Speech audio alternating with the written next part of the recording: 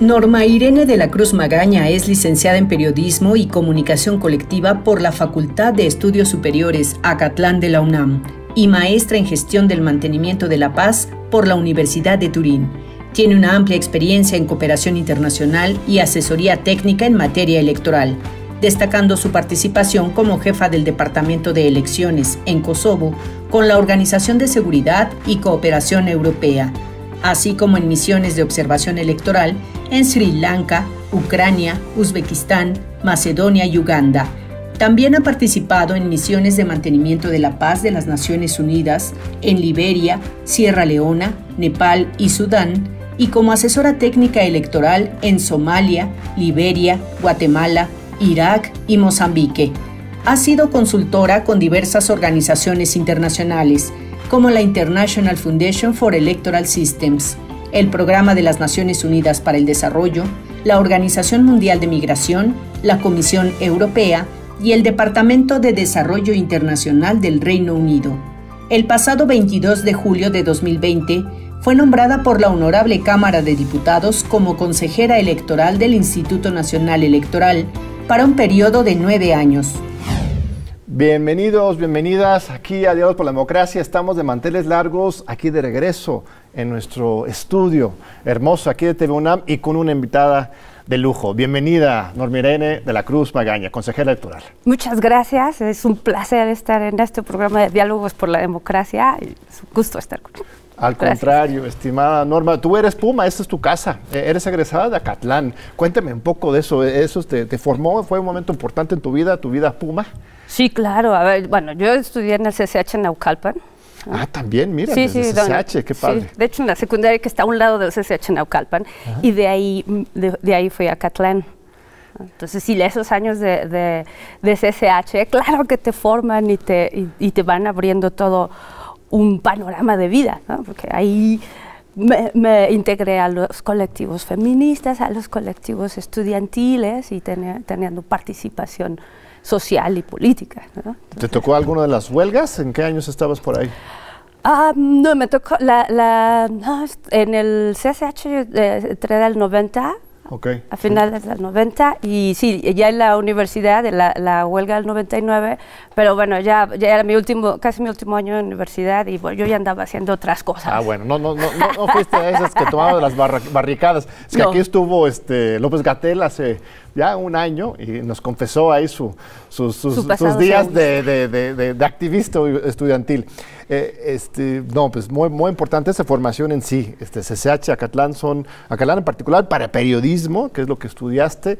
¿Qué recuerdas como aprendizaje más importante de esa época? Ay, pues mira, es que cuando yo entré a Acatlán, a finales del 94, yo venía así súper prendida por dos cosas. Uno, acaba de regresar de la Convención Nacional Democrática que había organizado los zapatistas y también fue mi primera experiencia como capacitadora electoral. O sea, esas dos cosas. Y bueno, para mí ese 94 creo que fue un año que a muchos nos marcó y también nos dio como otra perspectiva de vida, ¿no? O sea, yo recuerdo, bueno, la primera marcha del 12 de enero, ¿no? Claro. Donde salió toda la universidad a pedir la paz. Del 94, del 94, para parar la guerra. O sea, eso, ¿no? Y bueno, también organizar cuando fue la convocatoria para la Convención Nacional y bueno, participando con la caravana Ricardo Posas, ¿no? Estuvimos haciendo cosas en la convención, que además fue muy curioso. Para ir a la convención renunció al IFE, porque me iba a ir varios días, ¿no? Así que me fui para allá y estuvimos en la Comisión de Seguridad, porque recuerdo que nos decían allá la comandancia que la seguridad de los civiles tenía que estar a cargo de civiles, entonces parte de nuestro trabajo fue cuidar de la seguridad en la convención ahí en Aguascalientes y bueno, obviamente, pues esas experiencias te van marcando, ¿no? A mí algo que me quedó muy claro fue que tiene que haber cambio, por supuesto, ¿no? y tienes que buscar una vía pacífica, ¿no? O sea, yo recuerdo cuando estabas en las marchas y estás organizando los conciertos y demás, ¿no? Llevar ayuda y estas cosas también, a mí me quedó claro que hay caminos para transformar las cosas. Y a mí a esa edad me quedó claro que no podía poner ni un vendaje, ¿no? Claro, así que, y también cuando vi la convocatoria para las elecciones del 94 y que estaban llamando a la ciudadanía para ser capacitados electorales y buscar que la elección se hiciera lo mejor posible, fue así como, eso es lo que tengo que hacer. Claro. ¿No? Y claro, fue un aprendizaje, porque también, o sea, ahorita es mucho más sofisticado, pero yo recuerdo que, porque yo vivía en Naucalpan, entonces recuerdo que la Junta Distrital número 30 era un lugar de muchos contrastes, porque tenías estas zonas mucho más exclusivas, y al mismo tiempo tenías estos barrios, así del Molinito y hasta barrios. Entonces, esta cosa de contrastes y de ir buscando, y bueno, también esta convicción de ir a tocar puertas y decirle, señora, usted ha sido insaculada, participe, ¿no? Y bueno, eso pues te va marcando. Sí, es fascinante. La misma reforma electoral 96 es resultado del zapatismo. Yo estoy convencido de ello, lo he escrito, y si no hubiera sido por el levantamiento zapatista, el cuestionamiento tan fuerte del sistema, no tenemos la reforma electoral de 96 para recanalizar e institucionalizar el proceso.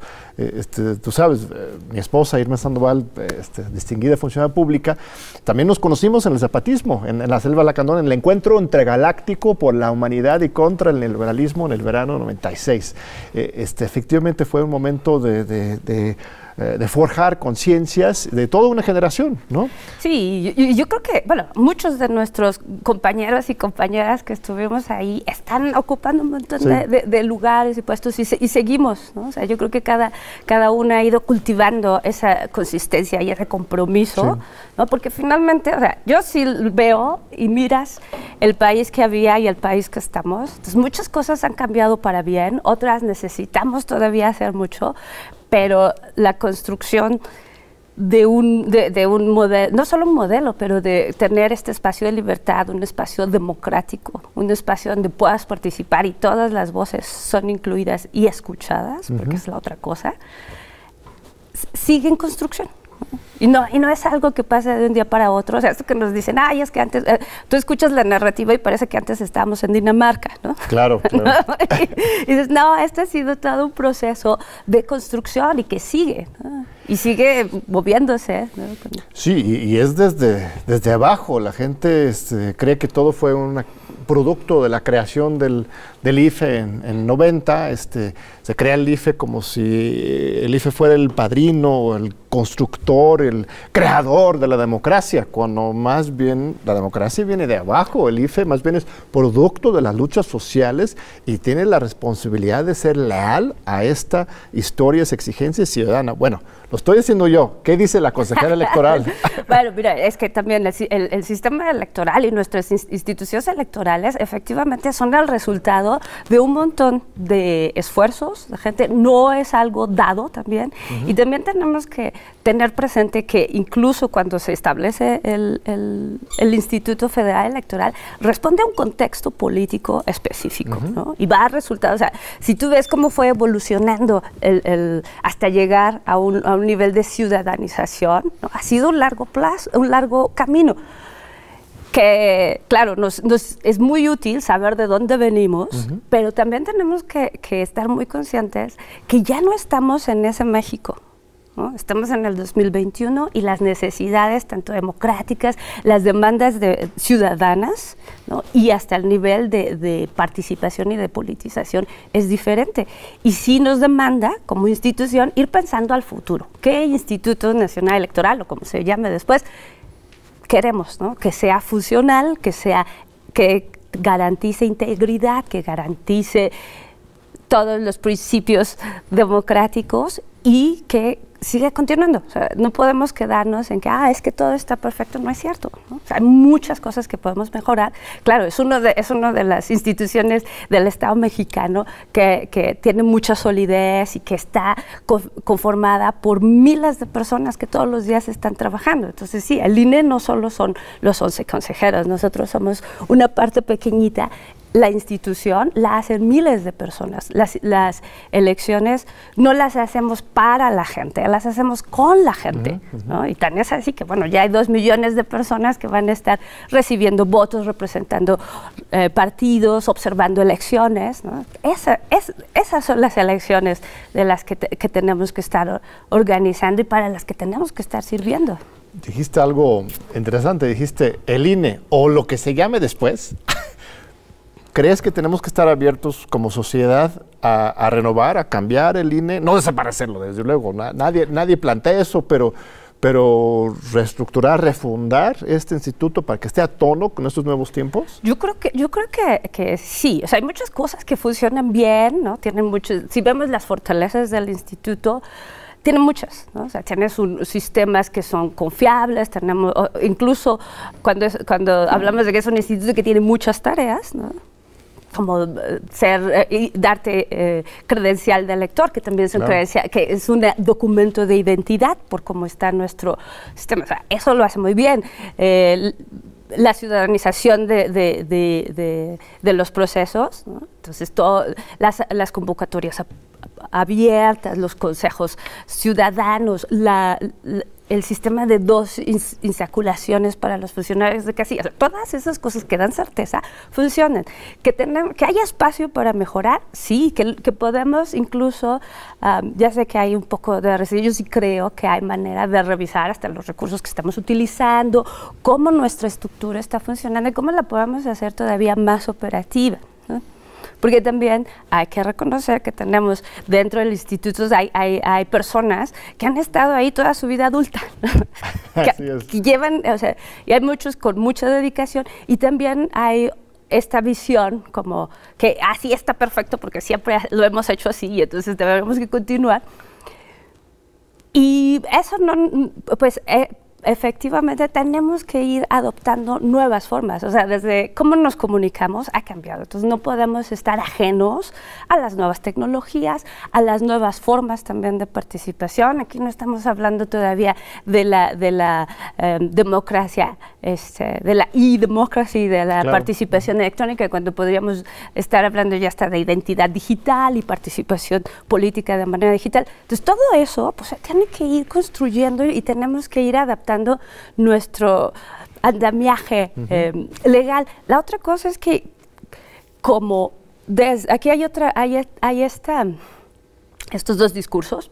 Tú tienes estas generaciones que hablan de que es que nuestro sistema se ha fundado en la desconfianza. Entonces, bueno, sí, se han hecho una serie de medidas para ir restando lo que provoca desconfianza y también, pero, o sea, esto es una generación y yo creo que es hasta una cuestión de generación. En cambio, cuando tú ves todas estas personas que nacieron después del 94 han visto transición, ¿no? O sea, el sistema electoral en los que ellos han crecido, han vivido, es diferente. O sea, no es lo mismo nosotros que crecimos en un partido de Estado. Pero es muy interesante que eso que mencionas, porque yo detecto cierta frustración dentro de esa vieja guardia, porque ellos dicen, mira, esta nueva generación que nació en democracia, bueno, menos fraudulento que el pasado, porque tienes 2006 ahí en frente, 2012 también, tampoco digo que realmente fue un periodo democrático, pero un periodo un poco menos crudo, ¿no?, que en 88, punto. Entonces, este nuevo vieja guardia dice, deberían estar felices y aplaudiéndonos por cualquier cosa que hagamos, cuando en realidad es lo contrario. La nueva generación es más exigente que nunca. Ellos toman como hecho de que se tienen que contar bien los votos, pero eso no es suficiente. También tiene que haber equidad en los medios de comunicación, también tiene que haber participación ciudadana, también tiene que haber equidad de género, también tiene que haber representación de pueblos indígenas, también tiene que haber una democracia en Internet. O sea, hay más exigencias que nunca, que luego se frustran, pero más bien el INE tendría que estar abierto, adaptable a estas exigencias. Mira, que lo vamos haciendo, poco a poco. O sea, si, por ejemplo, en este proceso electoral tenemos varias acciones afirmativas, ¿no?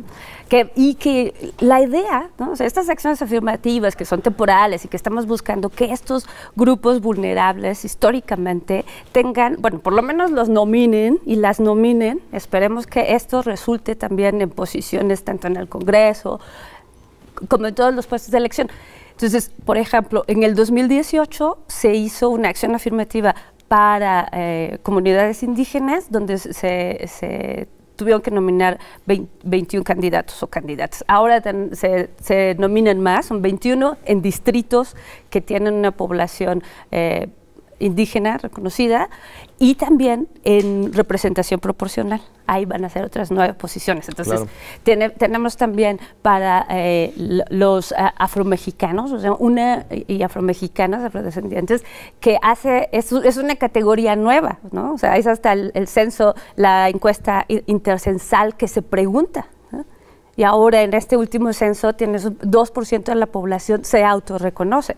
Y antes, o sea, hace 10 años, hace 20 años, ni siquiera, no existían. Aquí te decía que en México no había un problema racista porque aquí ni habían, no tenemos esos problemas porque no tenemos estas personas, ¿no? O sea, era la negación o la invisibilización. También hay estas acciones afirmativas para la comunidad LGBTQ+, ¿no? Entonces, y bueno, hasta para los mexicanos residentes en el extranjero, inmigrantes, ¿no? O sea, la idea de todas estas acciones afirmativas, sí estamos buscando que estos espacios de representación sean un fractal de lo que es la sociedad mexicana. Y la sociedad mexicana pues es muy amplia, muy diversa, es multicultural, y sí tenemos que ir tomando estas medidas, que a mucha gente que no les gusta. Pues sí, pero tenemos que ir avanzando, o sea, no podemos estar de, es que ahora tenemos que quitar, oímos cosas, ¿no? Tenemos que quitar a los hombres para poner a las mujeres, o tenemos que quitar a nuestros políticos formados para poner o sea, dices, señores y señoras, ¿no? El país está cambiando, y eso también nos va a llevar a que tienen que cambiar hasta cómo organizamos las elecciones y la misma ley, o sea, vamos a votar por representantes, por diputados en las listas de representación proporcional para mexicanos y mexicanas residentes en el extranjero, y nuestras compatriotas no pueden votar por elecciones federales a diputados.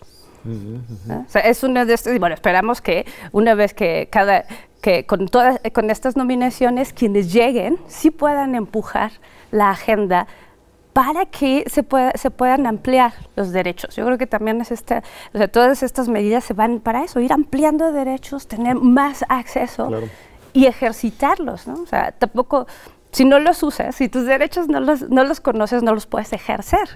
Y si no los ejerces, tampoco puedes exigir que te rindan cuentas y sean transparentes. Muy bien, estimada consejera Norma Irene de la Cruz. Aquí estamos en un fascinante diálogo. Vamos a un breve corte y seguimos con esta conversación con la consejera de la Cruz Magaña. No se vayan. Hola, aquí seguimos con la consejera de la Cruz. Muchas gracias.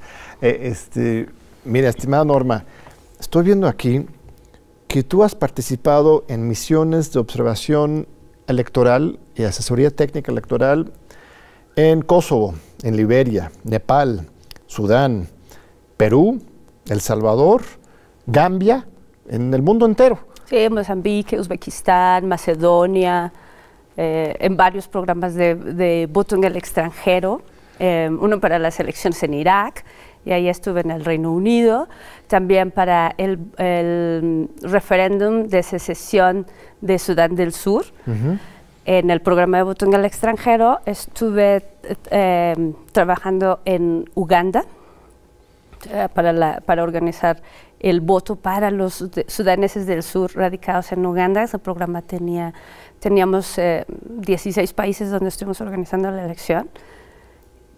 Y pues es esta cosa de ir viendo y hacer historias, ¿no? Bueno, a veces, como en Sudán del Sur vimos, hubo ese referéndum por la secesión, se separan, y lamentablemente ese mismo año, a finales del 2011, ¿no? se reinicia el conflicto al interior en Sudán del Sur, ¿no? También ves estas cosas. En Nepal, también estuve en Nepal, en el 2008, cuando terminó la guerra entre el ejército real y los maoístas en Nepal, que no los estaban apoyando los chinos, era muy interesante. Y en esa primera elección, que era parte del acuerdo de pacificación, Pues fue muy interesante porque entre las primeras cosas que vimos, Nepal pasó a ser del reino de Nepal, pasó a ser la República Federal de Nepal. Entonces, esta cosa de ver los cambios y cómo, y bueno, por ejemplo, este es uno en Nepal, que tú ves el movimiento maoísta, es uno de estos ejemplos de cómo un grupo armado se transforma en un partido, en una fuerza política y en un partido político en cuestión de semanas. Y se lleva, esta fue la elección para la Asamblea Constitucional. Se llevaron la mayor parte de los asientos. En fin, tú empiezas a ver todos estos procesos y hay cosas, no sé, en Gambia, por ejemplo, fuimos a las elecciones legislativas. Esto fue después de la elección presidencial, cuando Jammeh, después de 25 años en el poder, perdió la elección primero había dicho que no había reconocido los resultados, después los reconoció, bueno, cuando los aviones franceses están volando alrededor de tu casa, las tropas del ECOWAS se mueven a tus fronteras y te dicen que repienses si aceptas los resultados, pues bueno, este hombre se fue al exilio en Guinea Ecuatorial, ¿no? O sea, son esas cosas. Y, por ejemplo, ahí lo que era bien interesante era el entusiasmo de la gente. Sí. Porque después tenían 25 años en este sistema político y había un entusiasmo, tú hablas con la gente y te decía, oye, es que ahora sí podemos hablar y participar y... Siempre hay como en esta primera generación de elecciones hay mucho entusiasmo y te da mucho gusto. Porque y tu propia experiencia, supongo, justamente te demuestra la importancia de las elecciones pues para la transformación social y política, en el mejor sentido, porque es que a veces la gente, alguna escuela de burócratas electorales creen que las elecciones son pues simplemente administrar casillas y votaciones, y pues obviamente eso es importante, pero entender las elecciones como algo, como un proceso social de debate pacífico, de transformación, es lo que escucho de ti, pues, de tu experiencia internacional. Sí, no, por ejemplo, a mí mi primera experiencia internacional fue en Liberia. Yo llegué al 2005, como un año después de que ya había terminado esta guerra civil, 25 años de guerra civil, un país cerrado. Y sí, ahí la culminación del proceso de paz fue una elección, ¿no? Era esta elección presidencial.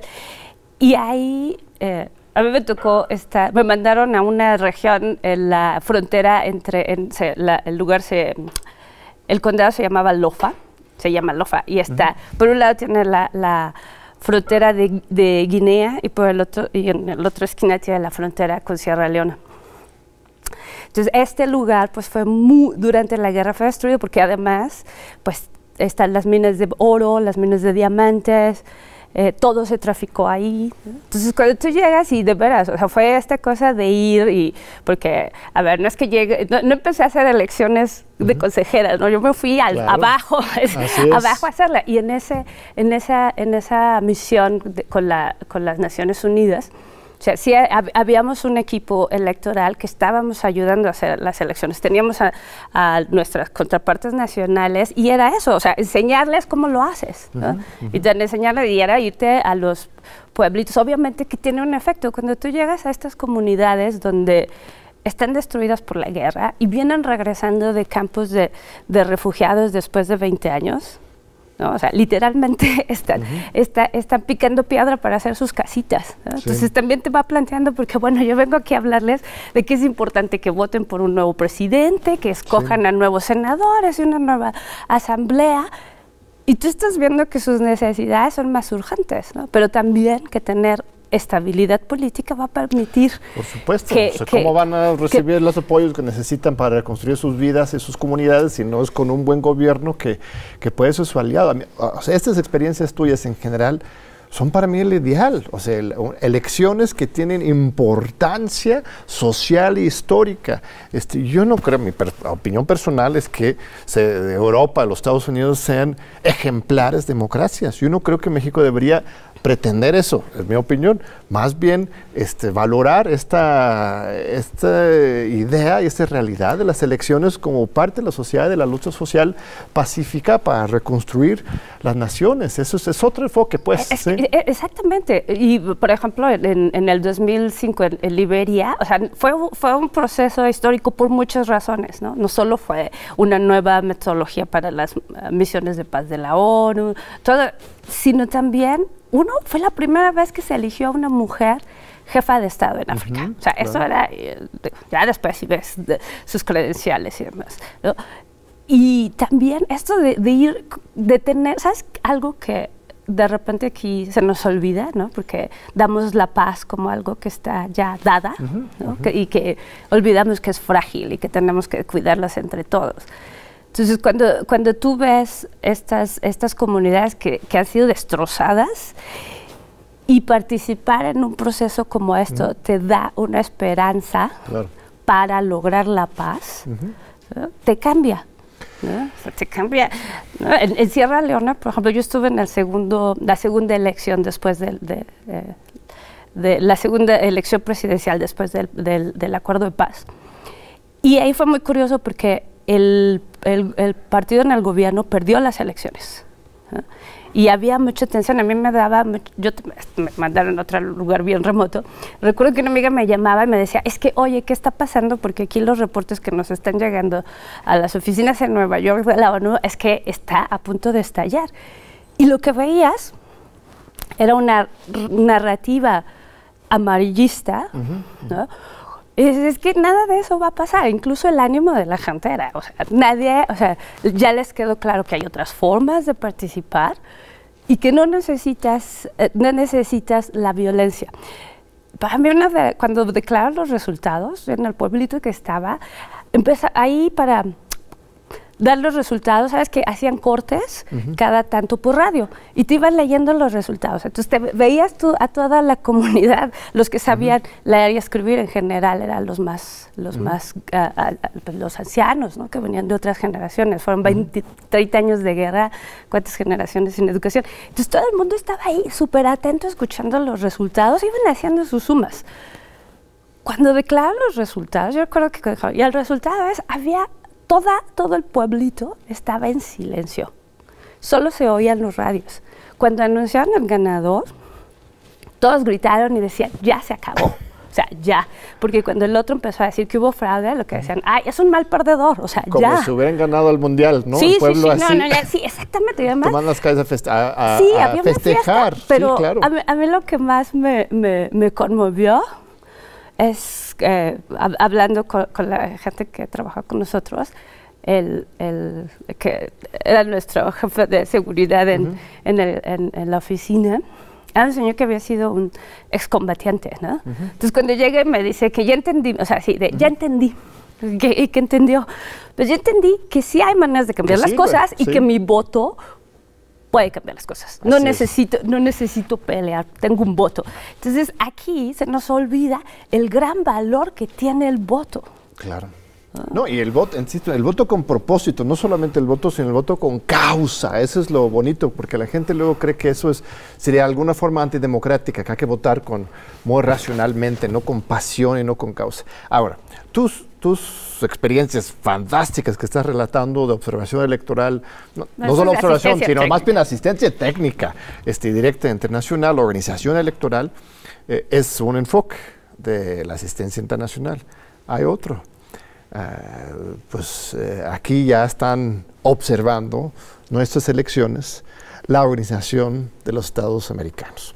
El señor Luis Almagro ha anunciado una misión. La invitación, de hecho, no lo hizo el Estado mexicano, lo hizo directamente el Instituto Nacional Electoral, brincando por encima de la Secretaría de Relaciones Exteriores, invitaron directamente a Almagro. Aquí en México, en América Latina, bien sabes, hay mucha desconfianza hacia la OEA, sobre todo a partir de la experiencia de Bolivia. Esto implica un riesgo, tenemos que estar preocupados por el intervencionismo de la OEA, o más o menos lo tiene bajo control y va a estar tranquilo . Esa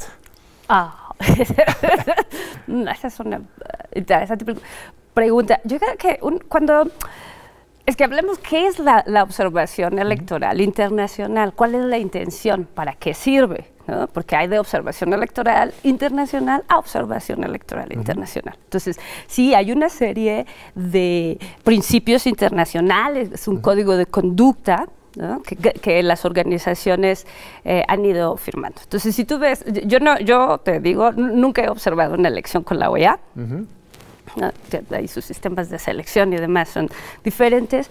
Y con las organizaciones que yo he participado, donde tienen una metodología que es pública, que por ejemplo el reclutamiento de sus especialistas para el equipo central es público, ¿no?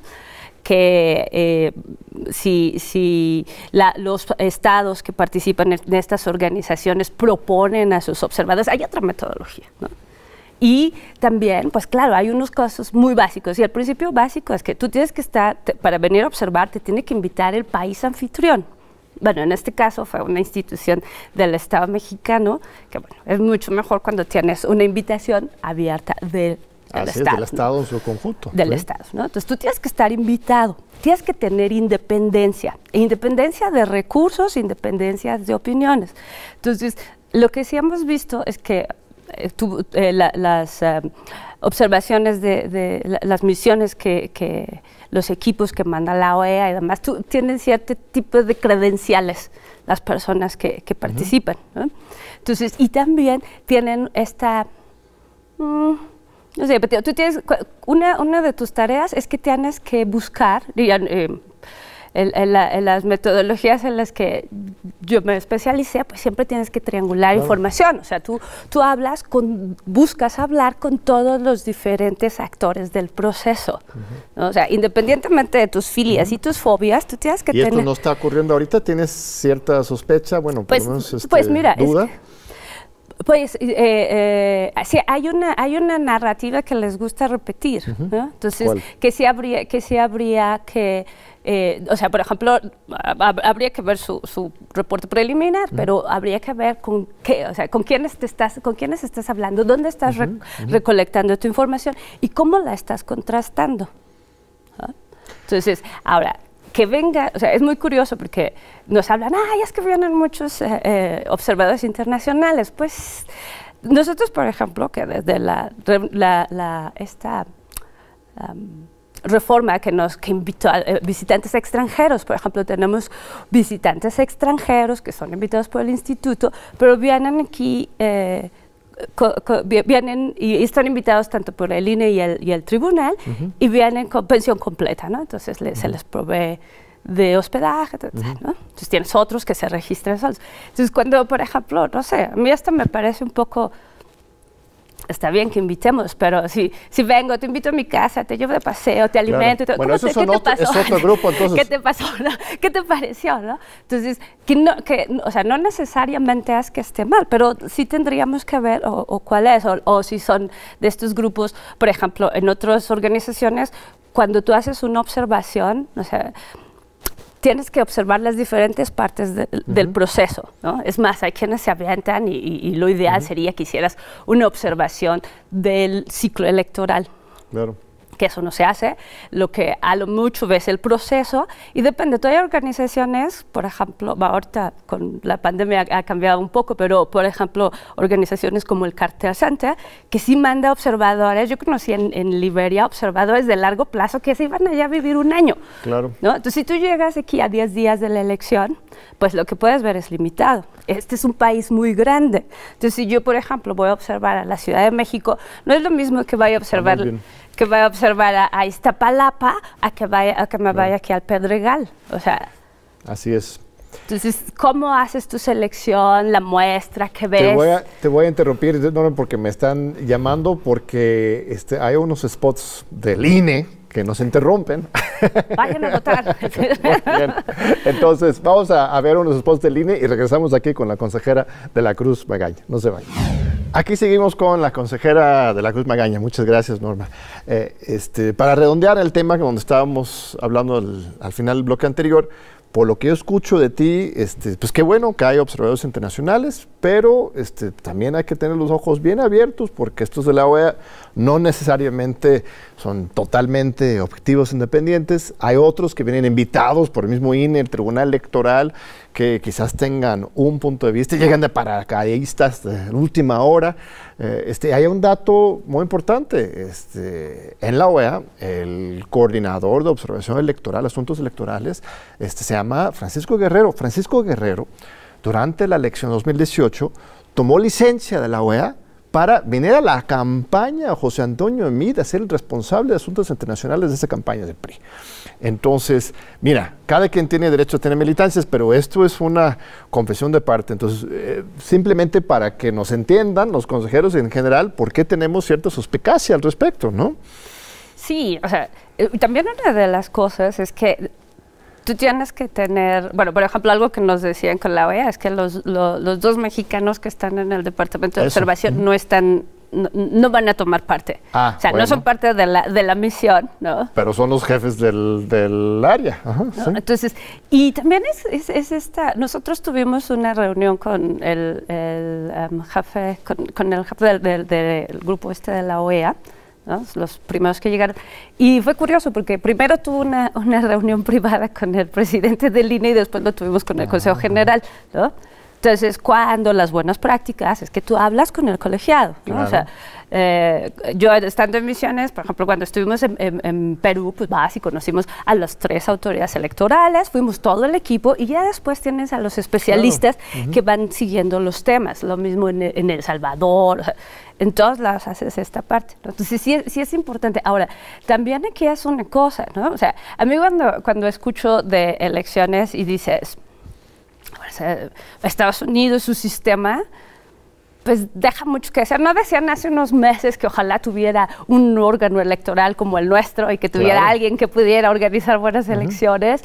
O cuando hablas, bueno, yo vivía en el Reino Unido, entonces yo cuando contrastas los sistemas electorales y hasta tus expectativas de lo que es el proceso electoral, ¿no? Entonces, ¿por qué yo te hablaba hace rato de una metodología que tenía que estar probada? Porque tienes que ser capaz de poner tus filias y folias atrás y poder hacer un análisis objetivo. ¿Qué es lo que ves en una elección? O sea, tú como una misión de observación, pues no vienes a ver si lo hacen como a ti te gusta. Tú lo que tienes que ver es, a ver, estas son sus leyes, así es, siguen sus procedimientos y cumplen con sus compromisos internacionales en torno a derechos humanos, derechos políticos y sociales. O sea, no es si me gusta, no me gusta, me cae bien, ese sería independiente, ¿no? Hay organizaciones que, por ejemplo, el día de la jornada, que mandan más observadores, o incluso siempre estás en equipos de 2. Sí.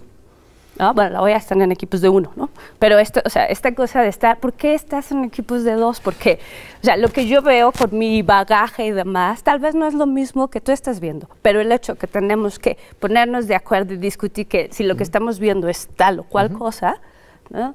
Y eso es lo que estás reportando. Entonces, buscas una manera objetiva de medir eso. Claro.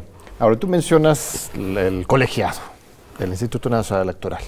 Hay bastante debate, divisiones, discusión, no sé cómo lo quisieras calificar tú, pero hay un Consejo General vivo. Eso es lo primero que yo quisiera reconocer. Como observador, experto que escribo sobre este tema, a mí me da muchísimo gusto que hay por fin debate dentro del Consejo General. Durante mucho tiempo todos los acuerdos, o la mayoría, eran por consenso, se hablaba una sola voz. Yo recuerdo la época dorada del IFE, 96-2003, siempre había debates y discusiones como hoy. Eso en sí a mí me parece positivo. Pero de repente también uno tiene la impresión de que se están formando pues 2 bloques, ¿no? En las elecciones, en las votaciones recientes de Morón y de Salgado, de Guerrero y Michoacán, en otros casos lo de la sobrerepresentación, una serie de casos claves, se empiezan a dividir el Consejo Federal entre un grupo de 6 y uno de 5, una minoría donde tú normalmente estás en la minoría, aunque tampoco es así fijo el asunto. ¿Cómo lo has vivido? ¿Ya es un conflicto dañino para la institución o más bien es un reflejo de la democracia y la pluralidad? No lo veo como conflicto, ¿no? Yo creo que lo cierto es que la diversidad que ahora formamos el instituto, ¿no? O sea, es cierto, hay instituciones que parece que todos sus funcionarios y funcionarias están hechos del mismo modelo, ¿no? Y bueno, también lo cierto es que lo que estamos viendo en el Consejo es una diversidad que no había visto antes, ¿no? El colegiado, a ver, las decisiones del Consejo General, los acuerdos, esos son lo que importan. Sí, claro que tenemos debate, no siempre, buena parte de los casos se aprueban por mayoría, ¿no? Y claro que tenemos debates, hay a veces, y a veces está tu posición o lo que tú estás proponiendo no avanza, pero una es institucional. Entonces, bueno, sí, ya, no sé, yo el año pasado recuerdo cuando se reactivaron las elecciones para Coahuila e Hidalgo, yo en ese momento sí estaba convencida que no teníamos suficiente información. Quedaste sola, si no recuerdo. Sí, yo fui la única que votó. 1 contra 10, ¿no? Sí, a favor de aplazar las elecciones. Sí, yo en ese momento, o sea, la información que teníamos no era suficiente, en mi opinión. Cuando el colegiado dice, pues se vota y hay que ir, hacemos las elecciones, entonces yo de manera institucional, yo sí me fui a Coahuila, yo sí fui a Hidalgo y le da seguimiento porque eso es algo que tenemos que hacer de manera institucional. No, esos son los acuerdos que valen, ¿no? El INE es más que su Consejo General, ¿no? El INE son miles de personas que están trabajando y que hacen que todo esto funcione y que las elecciones ahorita ya para el 6 de junio están casi listas. Lo que también tenemos que distinguir es luego las posiciones personales, ¿no? Entonces, claro, hay quienes tienen más, van expresando sus posiciones personales y eso a veces puede causar un poco de confusión, porque a ver, lo que yo te digo aquí no es la posición del INE, yo como individuo, no parte, esas son mis posiciones. No podría hablar a nivel de yo soy la voz del instituto, eso sería absurdo. ¿Y sientes que hay un exceso de protagonismo de alguna de las voces del Consejo General? Bueno, hay quienes tienen más presencia, ¿no? Y también a veces se puede confundir estas posturas personales con la posición institucional y es tan así que nosotros en el Consejo vamos discutiendo nuestras posturas ahí, ¿no? Y hay veces que escuchas lo que dicen los demás y puedes no estar de acuerdo. La otra cosa también que vas aprendiendo que, bueno, en las coincidencias avanzas, en las diferencias hay respeto, ¿no? Porque tampoco se trata que no somos homogéneos, no pensamos iguales, ¿no? Y aquí también es responsabilidad de los medios, ¿no? Ellos toman algunas voces más fuertes que otras, pero sí se va generando una confrontación fuerte entre el INE, ¿no? Bueno, algunas decisiones claves y pues el partido mayoritario, el partido del presidente, hay un conflicto ya INE-Morena, Morena-INE. ¿Qué mensaje quisieras dar tú en ese contexto? O sea, ¿esto se va a descarrilar o cómo volver a generar acuerdos pacíficos de las fuerzas sociales, como esta experiencia que estás contando en otros países? ¿Cómo hacer eso mismo aquí? Pero yo creo que para empezar tenemos que ser cuidadosos, ¿no? Y no repetir este discurso de la polarización, porque si nosotros vemos, hay meses construyendo esta narrativa de la polarización. De los dos lados. Pues sí, pero hay una narrativa que se ha venido construyendo a partir del 2018, ¿no? Y que va reforzando, ¿no? O sea, esto no empezó ayer, ¿no? O sea, se lleva meses hablando de que si hay populismo, y que si hay polarización, y que si esto, o sea, a ver, el que lo repitan todos los medios no lo hace cierto.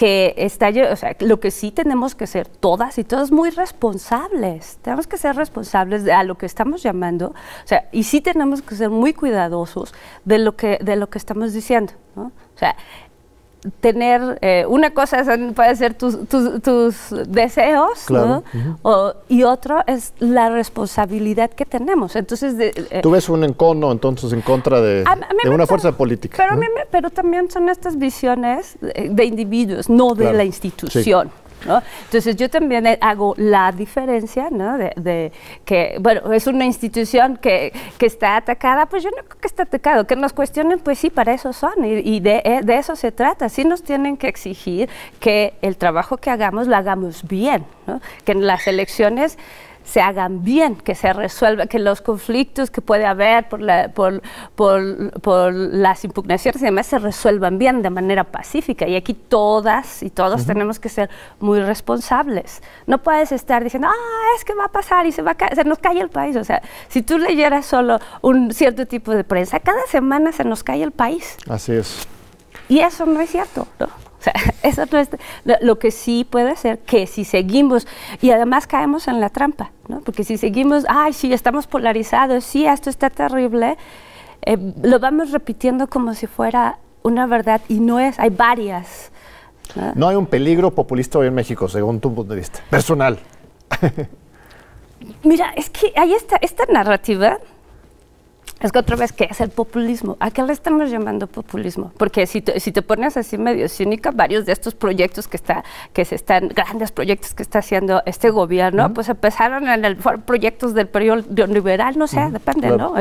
El interoceánico, ¿no? No sé, por eso cuando hablamos, ¿de qué estás hablando?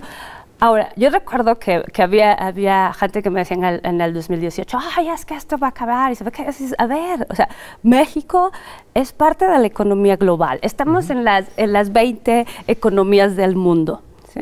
Nuestro sistema económico no está independiente, está intertejido. Cuando estamos hablando, sí, o sea, estos que pensaban que ya íbamos, con una varita mágica, íbamos a estar en no sé qué, pesadilla comunista, pues no sucede así, tampoco es que con una varita mágica botas y al otro día estás en Suiza. No es así. Y esta idea de que, se está cayendo el país y la economía, bueno, pues veanlos, o sea, también es que tenemos que ver los datos duros. Claro. ¿No? Tenemos muy poco tiempo. Rápidamente, el Tribunal Electoral. Han estado dando palo una y otra vez. Bueno, a veces balan, pero ¿cómo lees? Por ejemplo, el tema de los partidos chicos. Ustedes, bueno, tú en particular y en general, el Consejo General no permitió que se registraran la mayor parte de los partidos que quisieron llegar, y después el Tribunal Electoral los devolvió, no al de Calderón, pero a Fuerza México y las redes sociales progresistas. Sí, cuando ustedes habían votado en contra, ¿eso es una actitud agresiva en su contra o es así lo natural del equilibrio de instituciones? Pues es que es parte del equilibrio que tiene que haber, ¿no? Okay. Entonces, independientemente de lo que yo personalmente voy a decir de las decisiones del tribunal, o sea, por ejemplo, en el caso de los partidos, yo sí voté en contra de que se registraran todos los partidos. ¿Por qué?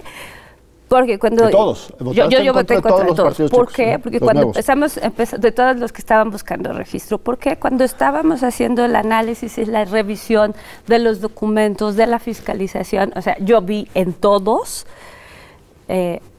irregularidades que, bueno, es que si esto lo haces antes de tener el registro público, si esto lo haces con recursos tuyos privados, ¿qué vas a hacer con los recursos públicos? ¿No? O sea, entre otras, o sea, son muchas razones por las que, pero también, o sea, la otra cosa es que si viene el tribunal y te dice, es que eso, ellos son los que tienen en este sentido la última palabra, ¿no? O sea, hay cosas que puede uno estar o no de acuerdo, pero también tienes que asumirlo, ¿no? Y también hay cosas que nos van, lo que nos van señalando son esas áreas donde sí tenemos que reformar nuestro sistema político electoral para evitar que estas cosas sucedan, ¿no? Y darle certeza a todas las etapas del proceso. Sobre todo cuando, por como pinta, nos estamos viendo que en este último periodo el número de quejas se está incrementando, seguramente va a haber más. Entonces, obviamente que sí necesitas tener de instituciones que sean muy maduras, ¿no?